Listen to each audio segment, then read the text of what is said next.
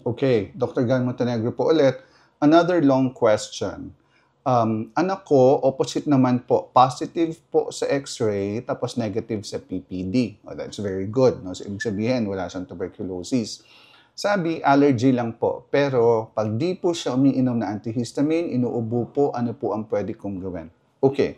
So, dun sa sinabi mo, malaki yung chance na talagang allergic cough yung pinagmumulan. So, ang allergies, may triggers. So, kaya siya siguro inuubo dahil constant pa rin yung triggers doon sa area ng pinagtitirahan niya. Ano yung common triggers? So, this is smoke, which includes cigarette smoke, vape, yung usok ng mga sasakyan, tapos yung mga nagsisiga. Kung wala naman yun, then yung alikabok, okay, which includes animal danders. Animal danders balakubak ng hayop, hindi yung balahibo. Okay. Tapos, kung merong construction sa paligid. Okay, so yung sinasabi dito, pag huminto ng antihistamine, inuubo ulit.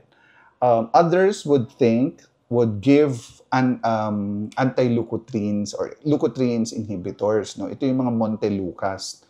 Okay, so depende sa doktor mo kung ano yung nakikita niya at baka kailanganin mo nang painumin ng Montelukast. Okay? So hopefully, naliwanagan ka na ako, siguro dun sa mga sinabi mo sa akin, malaki yung chance ng merong allergies na pwedeng pumunta ng hika. Pero then again, mas magandang makita siya ng doktor niya para holistic yung gamutan. Kung anong pwedeng gawin, tingnan mo muna, baka merong triggers dyan sa area ninyo. So, the best thing to do is to avoid the triggers. Okay? Dr. Gan Montenegro, bye-bye.